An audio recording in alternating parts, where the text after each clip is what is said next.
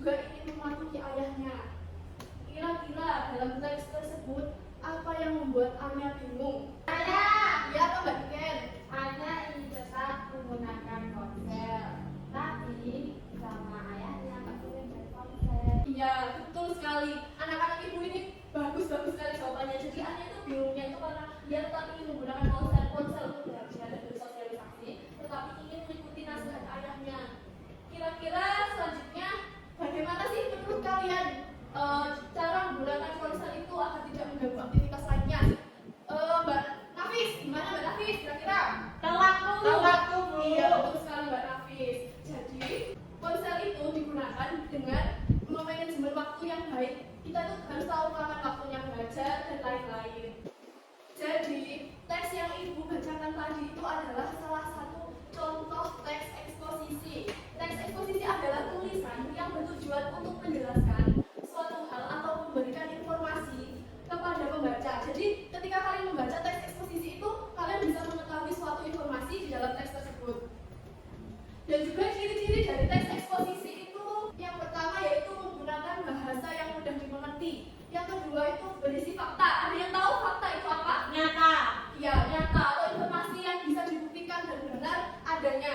Kemudian yang ketiga itu adalah tidak memihak. Jadi teks eksposisi ini berusaha untuk mempengaruhi pembaca untuk memilih suatu pendapat tertentu.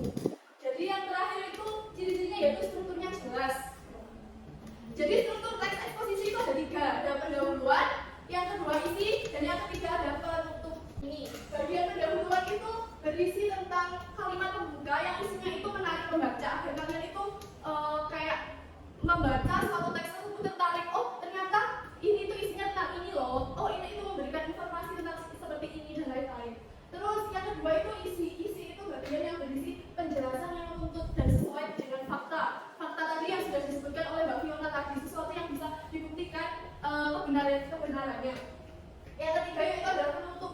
Bagian penutup ini berisi kesimpulan dari rangkaian deskripsi yang sudah kalian tuliskan, rangkaian teks yang sudah kalian tuliskan dari atas sampai bawah itu disimpulkan di bagian penutup.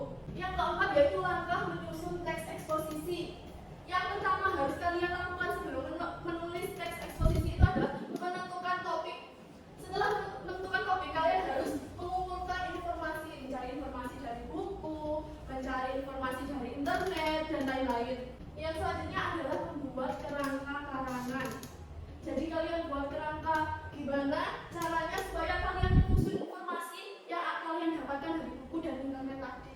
Yang selanjutnya tulis teks eksposisi. Kalian tulis setelah mengumpulkan informasi, membuat kerangka, kalian menulis teks tersebut. Setelah menulis teks, kalian periksa kembali nih. Kira-kira teks ini tuh sudah benar apa belum? Strukturnya sudah benar apa belum? Unsurnya sudah lengkap apa belum? Strukturnya sudah ada semua apa belum?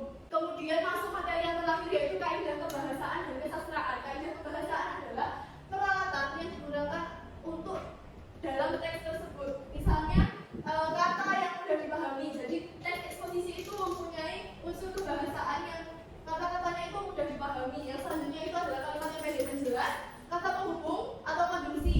Misalnya itu dan, tetapi, karena, terus kata tanya dan kata kerja aktif. Selanjutnya adalah unsur kesastraan.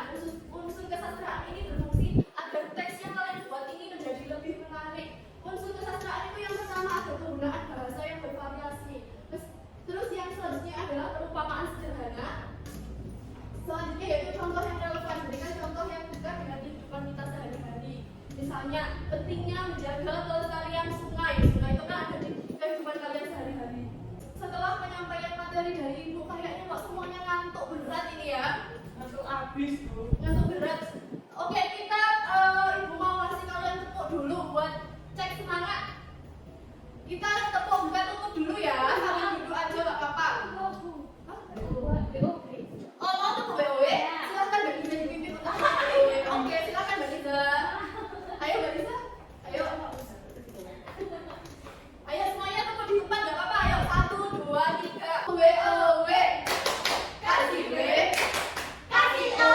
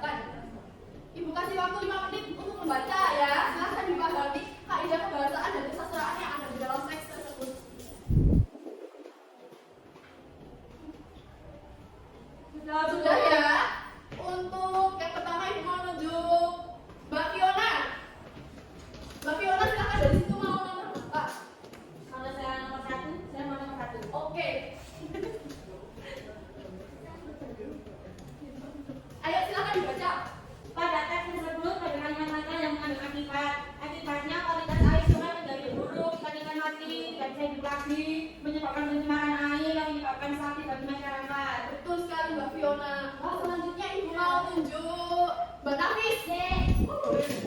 Mbak Nafis mau nomor berapa? Dua Bu, karena saya pernah dua. Dibaca nomor 2. Pada teks tersebut, kata apa saja yang masuk dalam kata penghubung? Kata apa Mbak Nafis? Selain itu, Bu. Betul sekali. Berarti kalian ini sudah memahami semua ya apa yang Ibu jelaskan tadi.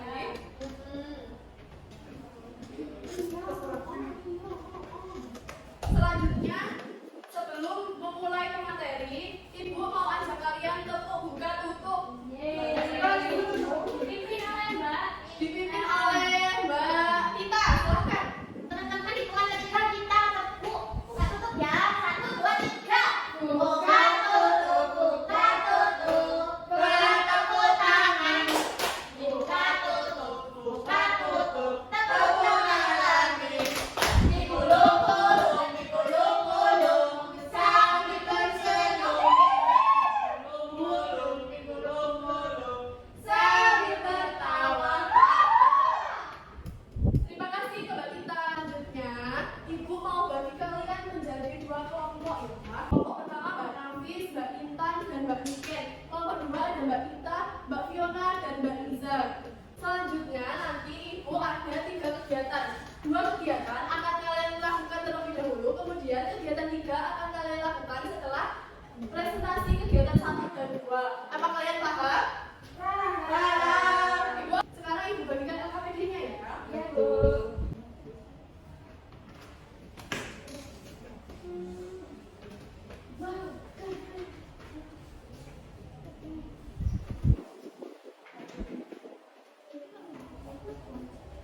Akan jelaskan satu-satu mengenai pengerjaan ini supaya kalian tidak bingung ya. Ya, Bu. Jadi yang pertama Ibu punya kegiatan pertama yaitu menjelaskan kaidah kebahasaan dan kesastraan untuk menulis. Jadi di sini Ibu ada teks yang harus kalian baca, kemudian kalian kerjakan sesuai dengan petunjuk kegiatan ya yang ada di sini. Kalian tuliskan paragrafnya, kemudian kalian jelaskan. Kemudian yang lembar kegiatan kedua, Ibu ada tiap-tiap teks, tiap-tiap kelompok. Jadi Ibu akan beri judul masing-masing yang berbeda. Jadi kelompok 1 akan mengerjakan tentang pentingnya menjaga budaya daerah, kemudian kelompok 2 akan mengerjakan pentingnya menjaga kelestarian hutan. Nanti kalian tuliskan teks eksposisi tersebut pada lembar kegiatan yang sudah Ibu tentukan. Kemudian setelah kalian mengerjakan 2 lembar kegiatan nanti, kalian akan melakukan presentasi. Setelah kalian melakukan presentasi, Ibu akan bagikan lembar kegiatan 3 yang berisi form menanggapi hasil presentasi kelompok. Ya, Bu. Apa kalian sudah paham?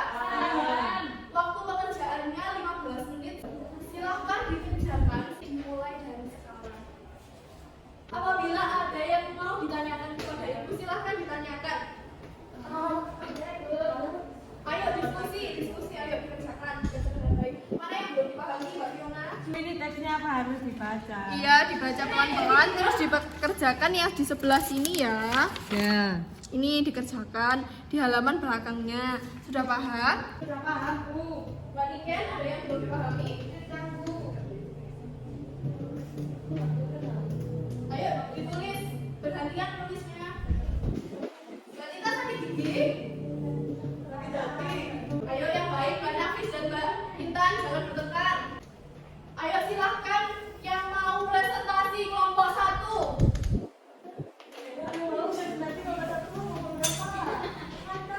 Mbak Liza setelah ini ya. Ya, Bu. Pentingnya menjaga budaya daerah adalah warisan belajar dari nenek moyang kita. Setiap daerah di Indonesia memiliki budaya yang unik seperti bahasa, tarian, pakaian adat, dan makanan khas. Menjaga budaya daerah sangat penting karena budaya tersebut menggambarkan identitas dan sejarah suatu daerah. Budaya daerah membantu kita untuk mengenal lebih dalam tentang sejarah dan tradisi nenek moyang. Dengan melestarikan budaya, kita dapat menghormati, menghargai bangsa mereka. Menjaga kebudayaan juga penting untuk memperkenalkan keragaman budaya di Indonesia ke dunia. Dengan begitu kita bisa bangga dengan kekayaan budaya yang dimiliki negara kita. Untuk itu, kita sebagai generasi muda harus ikut melestarikan budaya daerah, seperti belajar menari, menyanyi, dan mengenakan pakaian adat. Dengan menjaga budaya daerah, kita turut menjaga identitas bangsa dan dan memperkuat persatuan Indonesia.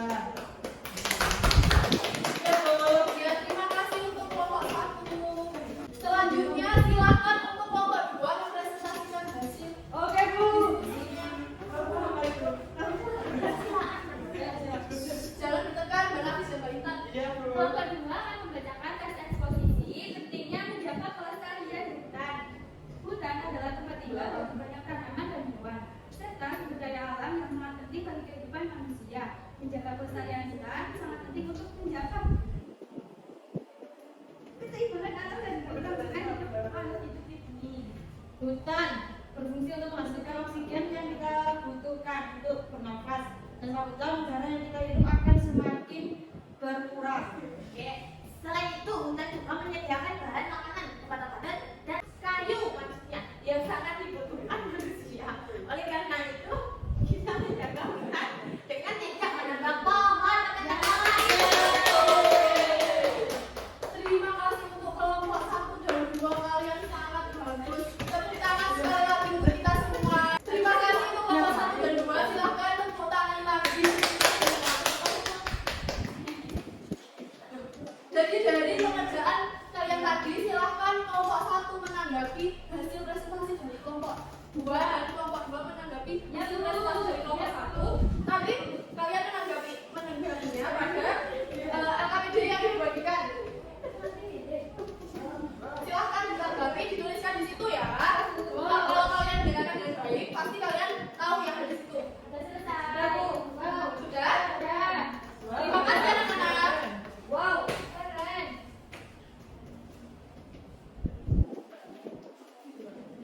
Jadi anak-anak, dengarkan ibu sebentar. Dari pengerjaan LKPD yang telah kalian kerjakan tadi, ibu lihat ini sudah kalian kerjakan dengan baik. Materi semua kalian kerjakan dengan sangat maksimal. Hanya saja di beberapa poin kurang lengkap, tapi itu tidak masalah. Menurut ibu, sejauh ini pemahaman kalian sudah sangat hebat. Tepuk tangan untuk kita semua. Nantinya semoga kalian bisa belajar lagi untuk memaksimalkan materi pada hari ini. Ya Bu, ya Bu. Kira-kira dari pemaparan materi kegiatan-kegiatan yang kalian lakukan tadi, ada nggak sih yang belum kalian pahami? Sudah paham? Sudah paham Mbak Tita? Oke, terima kasih kalian Mbak, karena kalian sudah paham. Ibu mau membagikan soal evaluasi. Kalian kerjakan dengan baik, tidak boleh mencontek, tidak boleh melihat tulisan yang sudah kalian catat. Mengerti? Mengerti. Silakan dikerjakan. Dalam. Oke. Silakan ya Nafis, jangan tolong-tolong.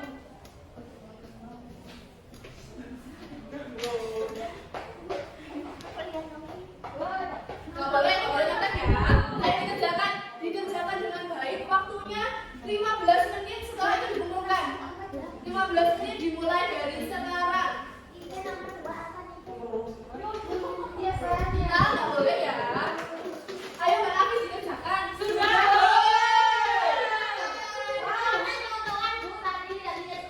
Wah, nggak boleh ya Mbak Fiona.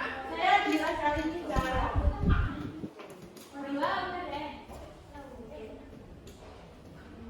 Wah, kalian ini sangat pintar ya ternyata murid ibu. Soal evaluasi kalian kerjakan dengan sangat baik dan banyak yang nilainya di atas 90. Setelah itu, kira-kira dari pembelajaran dan kegiatan hari ini, ada nggak sih yang mau memberi kesimpulan? Silakan Mbak Linda diberi kesimpulan.